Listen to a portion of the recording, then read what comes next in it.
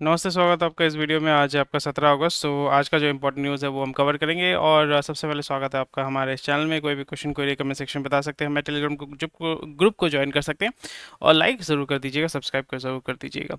चलिए देखते हैं मार्केट में क्या न्यूज़ है। सो मार्केट जैसे हमने ऑलरेडी बात किया था, अगर आप मार्केट में इन्वेस्ट कर रहे हैं, सो 19,700-800 में आपका मूव कर रहा था।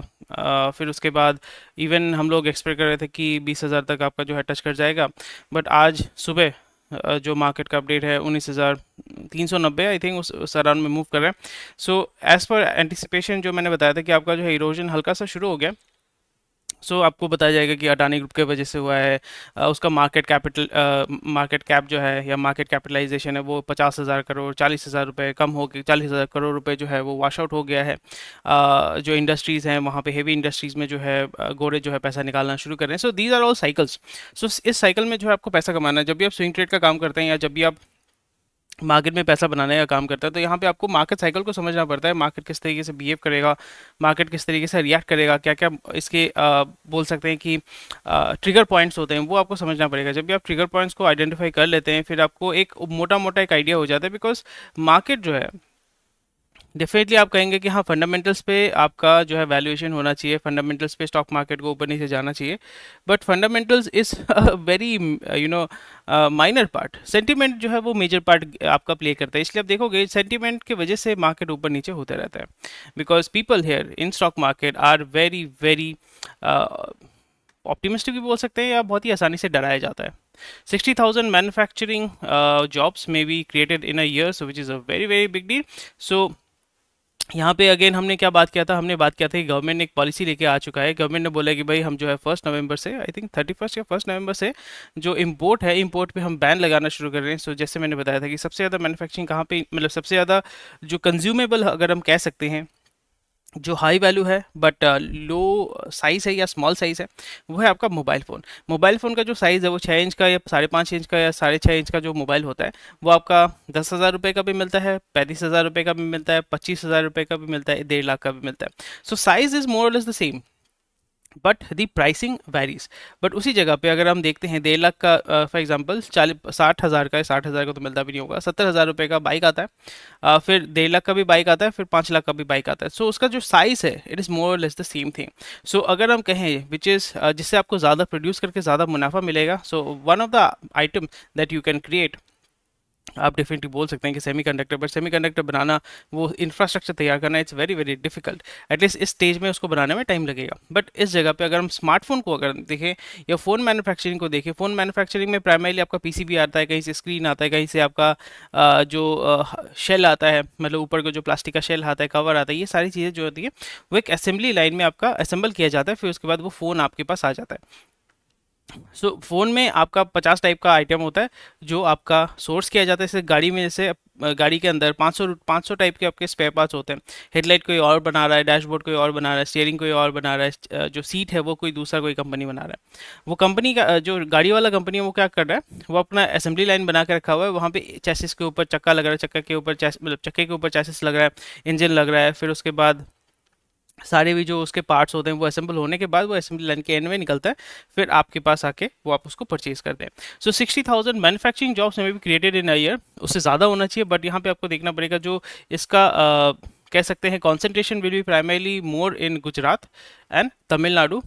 थोड़ा बहुत जो है आपका कर्नाटका में भी हो सकता है, बट मोस्टली इसके दो जगह पे इसका कंजम्पशन होगा, एक होगा गुजरात और तमिलनाडु। फिर may be I think UP में भी इसका काम चल रहा है। ये बहुत एक बढ़िया चीज़ हो गया है। Cabinet approves 15,000 crore for digital India project, so which is very very good. हमें यहाँ पे देखना पड़ेगा पीएलआई स्कीम के माध्यम से कैसे ये लोग करने वाले हैं।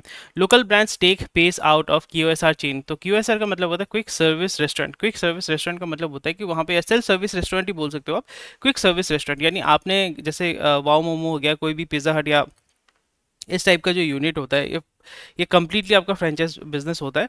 और यहाँ पे सारे जो सिस्टम्स होते हैं, टिपिकली खाना बनाने से लेके जो बिलिंग सिस्टम तक, हर एक चीज़ जो है वो ऑटोमेटेड होता है। यहाँ पे सॉफ्टवेयर से जो है ऑपरेटेड होता है। यहाँ पे लेस एडुकेटेड या लेस क्वालिफाइड बंदों को खड़ा करके बेसिक ट्रेनिंग देके काम करवाया जाता है। इसलिए आप क्यूएसआर सेगमेंट में आप देखोगे सबसे ज़्यादा कंजम्पशन होता है, लेबर का कंजम्पशन होता है या हायर किया जाता है, उसी तरीके से बहुत जल्दी जो है फायर भी किया जाता है। और यहाँ पे लो क्वालिफिकेशन वाले बंदों को भी यहाँ पे हायर किया जाता है। यहाँ पे इसका मतलब हो जाता है कि ज़्यादा जो एम्प्लॉयमेंट होता है, part time, contractual, full time जो भी हो, वो यहाँ पे आपका सबसे ज़्यादा आपको देखने को मिलता है। सो यहाँ पे आपको क्या देखने को मिल रहा है, that local brands take pace out of QSR chain, क्योंकि क्यूएसआर चेन में क्या होता है, you have to invest a lot of money and resources, और वो टर्न की एक ऑप्शन, एक कीवर्ड भी होता है जिसको हम कहते हैं टर्न की ऑपरेशंस। तो आप इसको ज़रूर स्टडी कीजिए, ये आज के लिए आपका होमवर्क है। टर्न की ऑपरेशन क्या होता है, मुझे कमेंट सेक्शन में जब आपका होमवर्क हो जाएगा, क्योंकि हर एक चीज़ नया नया कुछ सीखना है, समझना है, ताकि आप अपने जो सोच विचार हैं, जो बिज़नेस का जो सोच है या बिज़नेस का जो नॉलेज है, वो एक्सपैंड कर सके। तो आज का होमवर्क आपके लिए है, टर्न की ऑपरेशन क्या होता है, टर्न की क्या होता है, वो मुझे कमेंट सेक्शन में बताइएगा। और जो अच्छा आंसर देगा तो मैं उसको उसके नेक्स्ट दिन फीचर करूँगा। ठीक है, चलिए। So profit jumps, revenue crawls for India Incorporated in Q1। So again हमने क्या बात किया था, प्रॉफिट जम्प्स, रेवेन्यू जो है वो क्लाइम कर रहा है आस्ते आस्ते। रेवेन्यू जो है यहाँ पे हमें देखना पड़ेगा कि कौन कौन से सेगमेंट को इन्होंने पकड़ा हुआ है। Crude oil prices, softening exports and polls की फैक्टर्स। सो यहाँ पे सब crude oil prices, softening exports, इससे मेरे को मतलब नहीं है, बट यहाँ पे मेन जो चीज़ है वो है आपका पोल्स। पोल आ रहा है भाई, लोकसभा का पोल आ रहा है। सो बहुत सारी चीज़ों पे जो है गवर्नमेंट अभी क्लैम्प डाउन करने की कोशिश करेगी। में net profit rises 39%, highest in 6 quarters, obviously for obvious reasons, while revenue inches up by 6.2%, weakest pace in at least 9 quarters. Net profit आपका बहुत अच्छा मूव कर रहा है, बट आपका जो रेवेन्यू है वो स्लो है। ठीक है, जैसे यहाँ पे हमने क्या डिस्कस किया था, हमने डिस्कस किया था कि कौन सा सेगमेंट सबसे अच्छा मूव करेगा, बीएफएसआई में आपका बीएफएसआई हो गया, आईटी हो गया, टेलीकॉम हो गया, ये सारे सेगमेंट में बहुत अच्छा आपको मूवमेंट देखने को मिलेगा। यहाँ पे वही आपको देखने को मिल रहा है that banking, financial services and insurance, BFSI में सबसे अच्छा आपका मूवमेंट देखने को मिला है। While analyst remain optimistic about the earnings trend in the coming quarters, rising crude oil prices, softening export and state and general elections in the coming quarters will be the key factor. हमें यहाँ पे क्या देखने को मिल रहा है that जैसे मैं बार बार कह रहा हूँ, ये मेरा बोल सकते हैं आपका थीम ही हो गया। लोग शायद से सोच रहे हो कि क्या नेगेटिव बकवास करता रहता है कि भाई हमारा परचेसिंग कैपेसिटी कम हो गया है, हमारा जो कर्जा है वो बढ़ने वाला है, पर कैपिटा जो डेट है वो बढ़ रहा है, we are moving towards a credit based society rather than a पैसा बेस्ड सोसाइटी, कि कैश बेस्ड सोसाइटी से हम लोग ऑलरेडी हम लोग कैश बेस्ड सोसाइटी से उठ चुके हैं।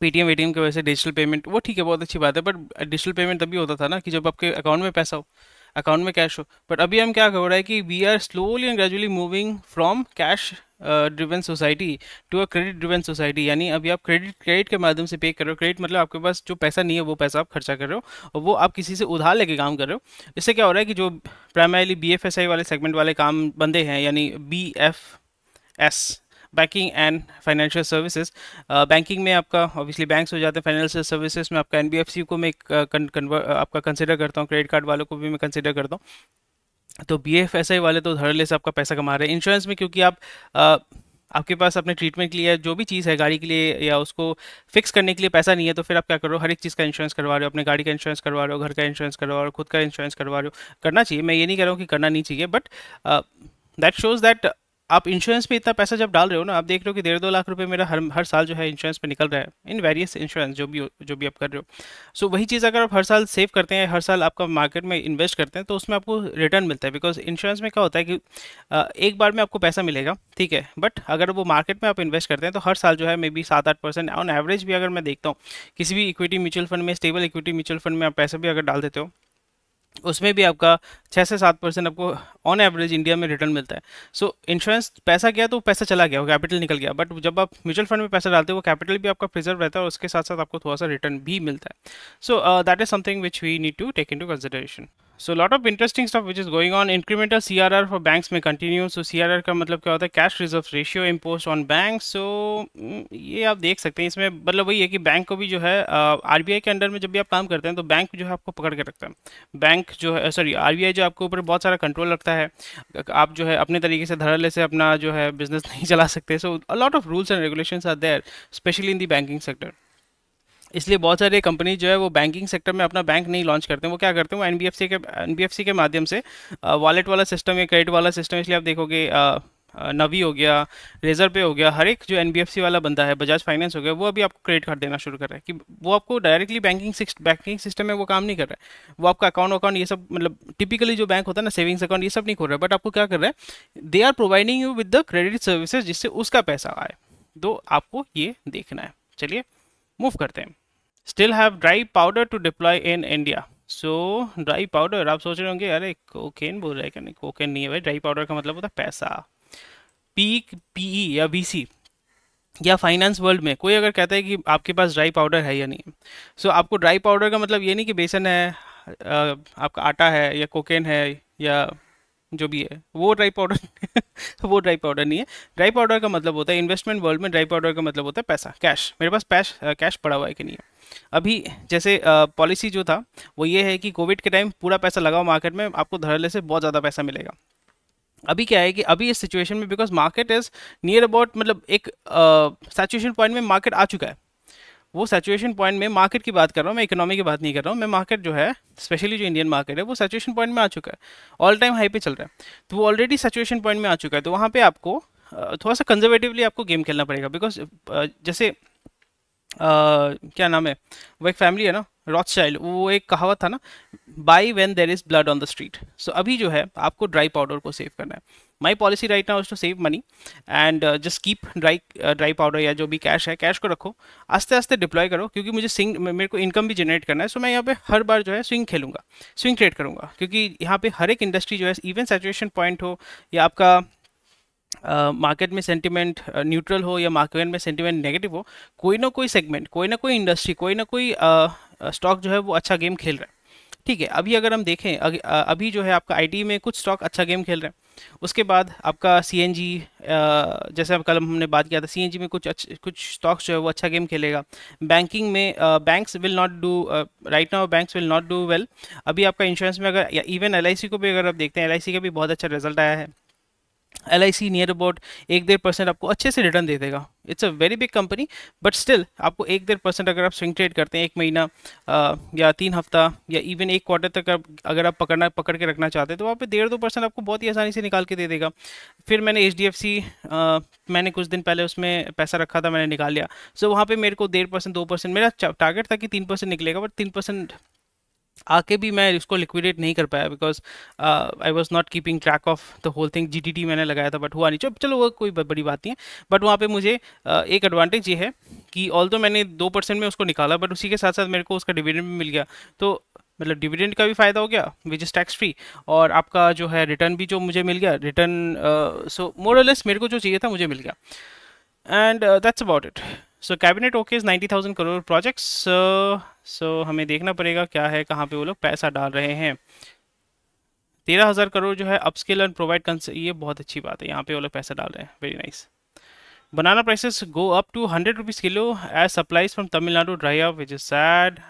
GM के तालेगांव प्लांट, बहुत अच्छी बात है। सो कोल इंडिया में अगर आप इंटरेस्टेड हैं, क्योंकि कोल का जो कंजम्पशन है इंडिया में मतलब बहुत ही ज़्यादा अच्छे तरीके से ग्रो कर रहा है, और क्योंकि thermal power plant we are not, मुझे पता नहीं क्यों गवर्नमेंट ये अलाउ नहीं कर रहा है, न्यूक्लियर पावर प्लांट में इन्वेस्ट नहीं कर रहे हैं, उसको अलाउ नहीं कर रहे हैं। सो अभी आपके पास ऑप्शन नहीं है मास प्रोडक्शन ऑफ इलेक्ट्रिसिटी, तो आपको थर्मल में जाना ही पड़ेगा। तो थर्मल में आपका जो है कोयला आपको चाहिए होगा। कोयला जो है Coal India is a government PSU, और Coal India capex spending grows 8.5% to 4.5 मतलब 4,700 करोड़ वो अप्रैल जुलाई में खर्चा करने वाले हैं, which is very very good. And heavily on evacuation infrastructure, land, mining machinery, फलाना फलाना देख सकते हैं। So they are going to spend a lot of money, but यहाँ पे हमें ये देखना पड़ेगा ये जो केपेक्स ये लोग स्पेंड कर रहे हैं उसका रिटर्न कब आना, मतलब वो ऑपरेशनल होना कब शुरू होगा, या उनका जो एक्सपेंशन है वो कब तक वो रीच करेंगे। So large cap funds share in equity mutual fund assets hit record low in July. Large cap mutual funds see outflow in each of the past 3 months. Lower returns compared with mid cap, small cap could be the reason shifting. So already यहाँ पे इसको आप study कर सकते हैं। So mutual fund में अगर लोग पैसा निकालना शुरू कर रहे हैं, that means the retail investor is caching out. Retail investor जो है कैशिंग आउट कर रहे हैं, तो यहाँ पे जो बड़े इन्वेस्टर्स है they are going to take that stock, और बेसिकली वो होल्डिंग जो है बड़े या इंस्टीट्यूशनल इन्वेस्टर्स उसको परचेज करेंगे। सो मार्केट जो है आप जितना भी कोशिश करो दबाने का, मार्केट अभी नहीं दबने वाला है, मार्केट अभी नहीं दबेगा। सो विच इज़ नाइस। तो इसलिए मैं बोल रहा हूँ ना कि मार्केट जो है वहाँ पे it will give you always, it will give you scope, it always give you opportunity. भाई आप पैसा बनाओ, आप पैसा बनाओ, बस आपको अपना आँख कान और दिमाग और अपने अंतरात्मा को खुला रखना पड़ेगा। Better to be a trader in ITC than an investor now. So again already हमने इसके ऊपर बात कर लिया है। Dollar demand to dampen US debt concerns, very nice. तो गवर्नमेंट जो है, government targets 80% local value addition in IT gear in 5 to 10 years, बहुत अच्छी बात है। बट यहाँ पे अगर आप पुश करते हैं, बैन लगाते हैं, so any manufacturer will be very very sceptical investing in India. ये कल भी न्यूज़ आया था बट मैंने इसको इग्नोर मारा था। But your cinema draws over 100 million viewers for its Bigg Boss OTT. So Bigg Boss OTT आपको पता नहीं है तो सलमान खान जी वहाँ पे उसको करते हैं। मैंने आज तक कभी देखा नहीं, सो नो आइडिया क्या होता है उसमें। बट मुझे जितना पता है कि एक जो बड़े एक रूम या हॉल में कुछ लोगों को रखा जाता है, उनको बेसिकली जैसे जूम में होता है उसी तरीके से उनको मॉनिटर किया जाता है। वहाँ पे जो भी एक्टिविटी इनको शायद से दिया जाता है और फिर वो लोग ड्रामा करते हैं। वो ड्रामा देख के लोग ताली मारते हैं, मज़े आते हैं उनको। सो बॉटम लाइन ये है, बोलने का मतलब ये है कि हमारी जो देश की जनता है, 100 million मतलब 10 करोड़। 100 million 10 करोड़ होता है क्या? या आई थिंक 10 करोड़ ही होता है। सो 100 million आपके पास अगर व्यूअर्स आते हैं, तो आप सोचिए कि 10 करोड़, 140 की जनता में 10 करोड़ जो है यहाँ पे देख रहे हैं। So near about 8% of the population is watching your content. और यहाँ पे जियो सिनेमा में big boss I think free of cost दिया गया था। सो आपको समझना पड़ेगा कि जो ह्यूमन नेचर है, इस पे भी मैं अभी काम कर रहा हूँ, हाउ टू मोनेटाइज फ्री। अगर आप इसको फिक्स कर सकते हैं ना, देयर आर सर्टेन थिंग्स, अगर वो आप अचीव कर सकते हैं, इन्वेंट कर सकते हैं, कैप्चर कर सकते हैं, then you will be one of the richest person in the city, if not in India, if not in world. एक तो है कि अगर आप हाइड्रोजन क्रिएट कर सकते हैं out of thin air, hydrogen is the fuel for future. So something अगर उसको आप ब्रेक कर सकते हो, you will be a billionaire, trillionaire भी हो सकते हो। उसी तरीके से अगर आपको पता है हाउ टू मोनेटाइज फ्री, जैसे यहाँ पे जियो ने क्या किया, it has monetise free, although it has paid a lot of money to acquire the IP यानी intellectual property of Bigg Boss 2, या बिग बॉस का जो है, बिग बॉस का ओटीटी जो हिंदी वर्जन में आता है।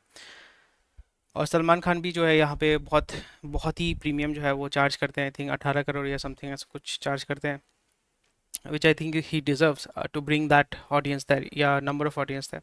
So आपको ये देखना पड़ेगा कि लोग हमारे देश में इतना वॉयरिज्म और एक वर्ड है जिसको आपको सीखना चाहिए, वॉयरिज्म, VOYEUR, वॉयर या वॉयर बोलते हैं इसको, वॉयरिज्म होता है।